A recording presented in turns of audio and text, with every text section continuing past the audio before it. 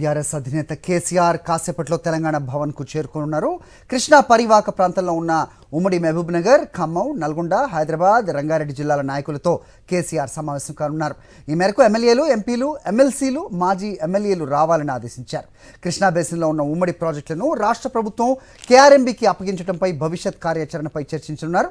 కేసీఆర్ రాక సందర్భంగా తెలంగాణ భవన్ను పూలతో అలంకరించారు.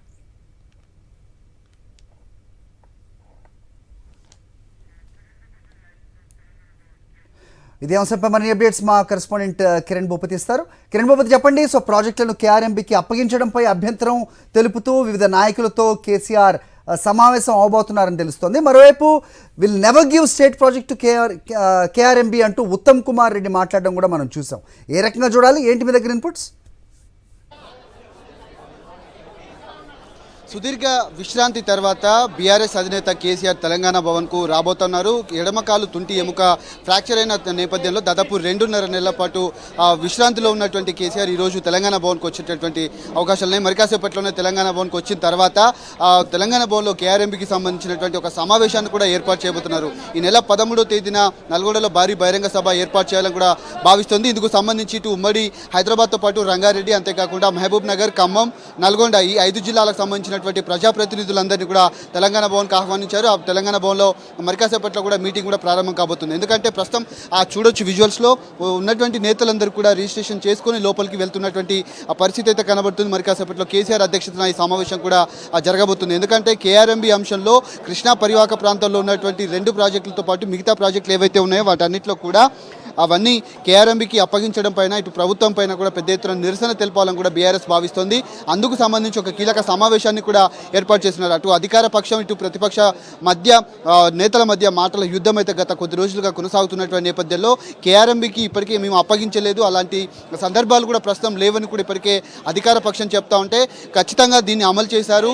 ఉన్నటువంటి ఈఎన్సీలు ఎవరైతే ఉన్నారో ఉమ్మడి రాష్ట్రాలకు సంబంధించినటువంటి ఈఎన్సీలు కూడా దీన్ని ధృవీకరించారని కూడా పెద్ద ఎత్తున వార్తలు అయితే వచ్చాయి. అవి ఆధారాలతో సహా అసెంబ్లీలో కూడా మేము బయట పెడతామని కూడా అటు అధికార పక్షం చెప్పింది. కాబట్టి రాబోయేటువంటి రోజుల్లో ఖచ్చితంగా దీన్ని ధీటుగా ఎదుర్కోవాలి, కేఆర్ఎంబీ అంశాన్ని ప్రజల్లోకి బలంగా తీసుకెళ్లాలని కూడా ఇప్పటికే ఏదైతే బీఆర్ఎస్ పార్టీ భావిస్తున్నటువంటి పరిస్థితులు అయితే కనబడుతున్నాయి. ప్రస్తుతం కేసీఆర్కు స్వాగతం పలికేందుకు మంగళహారతులతో అటు మహిళా నేతలందరూ కూడా ఎదురు చూస్తున్నటువంటి పరిస్థితి అయితే కనబడుతుంది. ఇప్పటికే మాజీ సీఎం కేసీఆర్ కూడా ఇటు నందినగర్లో ఉన్నటువంటి తన నివాసం నుంచి మరి కాసేపట్లో రాబోతున్నారు. ఇప్పటికే ప్రజాప్రతినిధులందరూ కూడా తెలంగాణ భవన్కు చేరుకున్నటువంటి పరిస్థితులు అయితే ఉన్నాయి. అటు తెలంగాణ తల్లి విగ్రహం వద్ద నివాళులు అర్పించి ఇక్కడ ఉన్నటువంటి లోపల ఉన్నటువంటి ప్రొఫెసర్ జయశంకర్ కూడా నివాళులు అర్పిస్తారు. అనంతరం హాల్లో ఏర్పాటు చేసినటువంటి సమావేశంలో కూడా తాను పాల్గొనబోతున్నారు. పెద్ద ఎత్తున నేతలందరూ కూడా ఇటు కేసీఆర్ వస్తుండడంతో నేతలందరూ కూడా ఇప్పటికే ఎదురు చూసినటువంటి పరిస్థితి కనబడుతుంది. తెలంగాణ భవన్లో కొంత కోలాహలం అయితే కనబడుతుంది.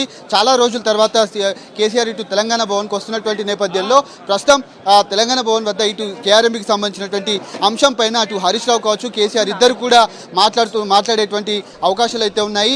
అసెంబ్లీ సమావేశాల్లో ఏ విధంగా ఈ అంశం పైన వ్యవహరించాలనే దానిపైన కూడా కొంత క్లారిటీ ఇచ్చేటువంటి అవకాశాలు అయితే స్పష్టంగా కనబడుతున్నాయి. హరి రైట్, రాబోతున్న ఎన్నికల్ని దృష్టిలో ఉంచుకుని కూడా ఏదన్నా ఆయన దిశానిర్దేశం చేసే అవకాశాలు ఉన్నాయా? మరోవైపు ఇటు ఎంపీ కూడా ప్రస్తుతం కాంగ్రెస్లోకి వెళ్ళిపోతున్న పరిస్థితి అయితే మనం చూస్తూ ఉన్నాం కదా. సో నాయకులు, పార్టీలు మారే వాళ్ళని ఆల్రెడీ ఎవరిని ఆపద్దు అని ఆల్రెడీ చెప్పిన అంశం కూడా మనం చూసాం. అలాగే నాయకుల్ని రిటైన్ చేసే అంశం కూడా ఏదైనా మాట్లాడే అవకాశం ఉందంటారా? ముఖ్యంగా ఎమ్మెల్యేలు, ఎంపీలు ఖచ్చితంగా ఉంది. ఎందుకంటే ఇప్పటికే కొంతమంది నేతలు పార్టీ వీడతారని కూడా కొంత వార్తలు వినిపిస్తున్నటువంటి నేపథ్యంలో ప్రస్తుతం వాళ్లకు సంబంధించి వెళ్ళేటువంటి నేతల్ని ఎవరు కూడా ఆపొద్దు, రాబోయేటువంటి రోజుల్లో బలమైన ప్రతిపక్షంగా మనం కొట్లాడేటువంటి అవకాశాలు అయితే ఉంటాయి. అధికార పక్షం మీద పెద్ద ఎత్తున పోరాటం కూడా బీఆర్ఎస్ పార్టీ చేస్తున్నా కూడా ఇప్పటికే కేసీఆర్ నేతలందరూ కూడా వివరించారు. కానీ వెళ్ళేటువంటి నేతలకు సంబంధించినటువంటి అంశంలో కూడా ఇప్పటికే కొంతమంది నేతలు ఎవరైతే ఉన్నారో, ఎందుకంటే పార్టీ క్యాడర్ కూడా ఎక్కడ నిర్వీర్యం కాకూడదు. రాబోయేటువంటి మొన్న జరిగిన దాదాపు 17 పార్లమెంటు నియోజకవర్గాలకు సంబంధించినటువంటి సన్నాహక సమావేశాలు కూడా ఏర్పాటు చేశారు. ఇప్పుడు అసెంబ్లీకి సంబంధించినటువంటి సన్నాహక సమావేశాలు కూడా కృతజ్ఞత సభలు కూడా ఏర్పాటు చేసినటువంటి పరిస్థితి అయితే కనబడుతుంది. ఈ నేపథ్యంలోనే పార్టీకి సంబంధించినటువంటి కార్యక్రమాల్లో కావచ్చు, ఇటు కేసీఆర్ కనుక బయటకు వచ్చి నేతలందరికీ కూడా దిశానిర్దేశం కనుక చేస్తే కొంత పార్టీ క్యాడర్లో కొంత జోష్ అయితే నెలకొనేటువంటి అవకాశాలు అయితే కనబడుతాయి. సుదీర్ఘకాలం తర్వాత ఇటు తెలంగాణ భవన్కు కేసీఆర్ రాబోతుండడంతో పార్టీ వర్గాల్లో కూడా కొంత ఆనందాలు అయితే వ్యక్తమవుతున్నాయి. పెద్ద ఎత్తున మరి కాసేపట్లో ఇటు వచ్చేటువంటి కేసీఆర్ సంబంధించి కావచ్చు, నేతలందరినీ ఉద్దేశించి కూడా రాబోయేటువంటి పార్లమెంట్ ఎన్నికల దృష్ట్యా కొన్ని కీలక వ్యాఖ్యలు అయితే కేసీఆర్ చేసేటువంటి అవకాశాలు అయితే స్పష్టంగా కనబడుతున్నాయి. మహిళలందరూ కూడా ఏదైతే బీఆర్ఎస్కు సంబంధించిన మహిళలందరూ కూడా మంగళహారతులతో ఇటు కేసీఆర్కు స్వాగతం పలికేందుకు ఎదురు చూసినటువంటి పరిస్థితులు అయితే ఇక్కడ కనబడుతున్నాయి.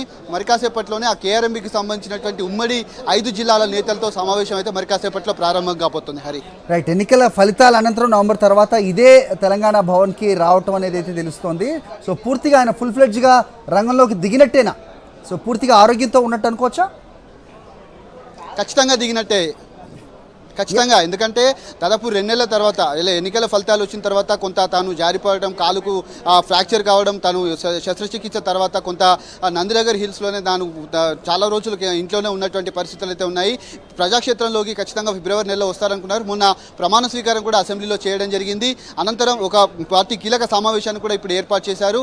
పూర్తి ఎత్తులో అయితే అసెంబ్లీ సమావేశాల్లో కూడా తాను హాజరయ్యేటువంటి అవకాశాలు ఉన్నాయి. ఈ నెల 13వ తేదీన నల్గొండలో భారీ బహిరంగ సభ ఏర్పాటు చేయాలనుకున్నారు. ఎందుకంటే అసెంబ్లీ సమావేశాలు కొనసాగుతున్నాయి. మరోవైపు ఆ పార్టీకి సంబంధించినటువంటి ఆ సభ ఏదైతే ఉందో కొంత ఏర్పాట్లు ఆలస్యమైనటువంటి అవకాశాల నేపథ్యంలో ఖచ్చితంగా ఏదైతే 22వ తేదీకి దీన్ని వాయిదా వేసేటువంటి అవకాశాలు ఉన్నట్టుగా ఇప్పటికే తెలంగాణ భవన్ వర్గాలు అయితే చెప్తా ఉన్నాయి. కాబట్టి ఖచ్చితంగా కేసీఆర్ కూడా ప్రజాక్షేత్రంలోకి పెద్ద ఎత్తున వెళ్ళబోతున్నట్టుగా మనకు ఉన్నటువంటి సమాచారం. Right. Thanks for the inputs Kiran.